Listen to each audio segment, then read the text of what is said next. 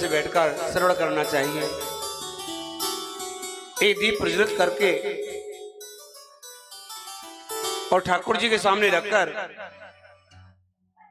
और हमें एकादशी की कथा को बड़े आनंद के साथ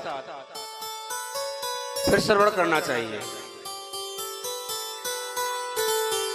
क्योंकि आज के दिन कृष्ण भगवान की पूजा का बड़ा महत्व बताया गया है। क्योंकि आज नारायण की पूजा की जाती है, मेरे गोविंद भगवान की, कृष्ण भगवान की, बांके बिहारी की पूजा की जाती है। इसलिए आज की पूजा का बड़ा ही महत्व बताया गया है। ये आपका परम सौभाग्य है कि आज सभी माताएं इस गुरु कृपा सेवाधाम आश्रम की पावन धरा पर बैठकर साक्षात बांके बिहारी के चरणों में बैठकर और तुम कथा श्रवण करोगे।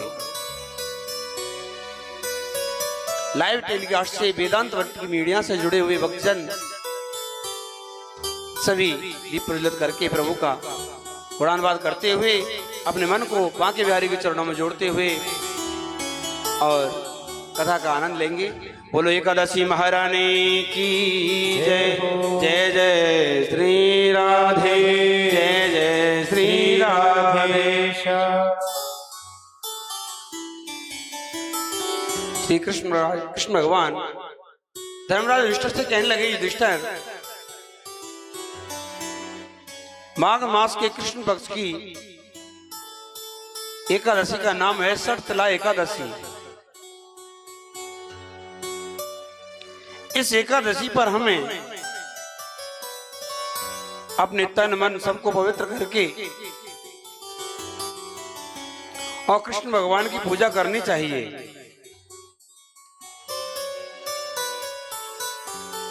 पुष्प फल आदि से कृष्ण भगवान का पूजन करना चाहिए। और द्वादशी के दिन फिर हमें किसी अच्छे ब्राह्मण को तिल का दान करके और उसे दक्षिणा देकर और संतुष्ट करना चाहिए। जो भक्त गुरु गोविंद दोनों की पूजा करता है, उसके जीवन में किए गए अनजाने में जो पाप कर्म हैं, वो इस व्रत को करने से नष्ट हो जाते हैं। एकादशी का व्रत करके दूसरे दिन हमें अच्छे ब्राह्मण को भोजन कराना चाहिए, दक्षिणा देकर तिल का दान करके आशीर्वाद लेना चाहिए, तो इस व्रत का पूर्ण फल हमको प्राप्त होता है। कहने लगे कि धर्मराज युधिष्ठिर, मैं तुम्हारे लिए कथा सुनाता हूं, ध्यान पूर्वक सुनना। कहने लगे, बहुत पुरानी बात है, कुरुक्षेत्र में एक धर्मात्मा बुढ़िया रहती थी। वह बुढ़िया बड़ा उपवास व्रत किया करती थी, ब्राह्मणों की सेवा किया करती थी, ब्राह्मणों के प्रति बड़ा भाव आदर, गुरुओं के प्रति सम्मान था। एक दिन विष्णु भगवान, मेरे गोविंद भगवान, साधु का रूप धारण करके और उस बुढ़िया के द्वारे पर गए और जाकर के भिक्षा मांगने लगे। जैसे भिक्षा मांगने लगे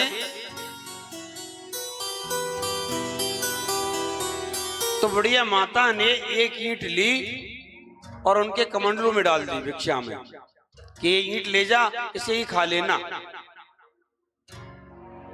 आज मेरे प्रभु साधु रूप में उस ईंट को लेकर के उन्हें अपने धाम को आ गए। कुछ समय बाद बुढ़िया की मृत्यु हुई। बुढ़िया के मरने के बाद वह बुढ़िया सीधी स्वर्ग में आई। स्वर्ग में उसे बड़ा सुंदर भवन मिला, सारी सुविधाएं मिली, लेकिन उसको खाने के लिए वहां कुछ नहीं मिला। खाने के लिए इसलिए नहीं मिला क्योंकि उसने खाने की चीज का कोई दान ही नहीं किया था। उसने पूजा पाठ की, व्रत उपवास किए, तो उससे उसको सुख तो मिल गया, वैभव मिल गया, लेकिन खाने के लिए पीने के लिए कुछ नहीं मिला, क्योंकि उसने खाने पीने की चीज का दान ही नहीं किया था। तब रोती हुई भगवान के चरणों में विनती करने लगी, हे प्रभु, मुझे बड़ा कष्ट हो रहा है, मैं क्या करूं, मुझे बताओ तो सही। मेरे प्रभु ने कहा कि तुमने व्रत उपवास तो किया था, लेकिन तुमने खाने की वस्तु का दान नहीं किया, इसलिए तुमको खाने के लिए कहां से मिलेगा। तुमने तो ईंट दान की थी, तो ईंट खा लो। अब तो अपनी गलती का प्रायश्चित करने लगी, कहने लगी, हे प्रभु, कैसे भी आप मुझे अब मुक्ति दिलाओ। मेरे प्रभु ने कहा, अब ऐसा नहीं होगा, तुम्हें लौटकर वापस मृत्यु लोक जाना पड़ेगा। जब मृत्यु लोक में जाओगी, जब तुम किसी ब्राह्मण को भोजन कराओगी, भोजन का दान करोगी, तब जाकर तुमको कुछ खाने की वस्तु मिलेगी।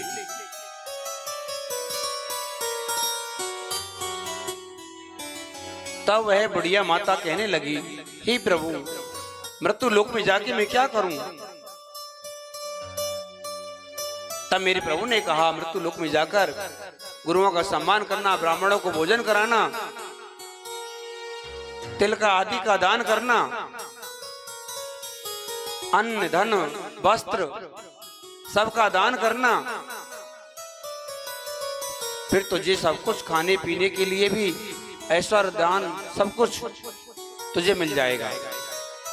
और सुन, इसके साथ साथ तुझे एक काम करना पड़ेगा। माघ मास के कृष्ण पक्ष की जो एकादशी है, उसका व्रत भी तुझे करना पड़ेगा। आज वह बुढ़िया वापस मृत्यु लोक में आई। वहां आकर के उसने बड़े विधि पूर्वक एकादशी का व्रत किया, व्रत अनुष्ठान किया, साथ में अन्न वस्त्र और सुंदर सुंदर मधुर फल मिठाई। अब तो आदि का दान करने लगी। अब तो मिठाई लेकर आई, 56 भोग लेके आई। अब तो खूब दान कर रही है, क्योंकि उसे पता लग गया ना कि जो दान करेंगे वही मिलेगा। आज बुढ़िया ने सब कुछ खाने पीने की वस्तु का दान किया, और दान करने के बाद आज उस बुढ़िया को स्वर्ग की प्राप्ति हुई। इस लोक को सुख होकर वैकुंठ लोक को गई। बोलो एकादशी महारानी की जय हो, षटदला एकादशी महारानी की जय हो। इस दिन हमें कृष्ण भगवान का, नारायण भगवान का पूजन करना चाहिए, और व्रत उपवास में ठाकुर जी के लिए आज तिल की बनी हुई पकवान या किसी भी वस्तु का हमें भोग लगा करके उसके बाद प्रसाद पाना चाहिए। आज के दिन तिल का सागर है। बोलो एकादशी महारानी की जय जय।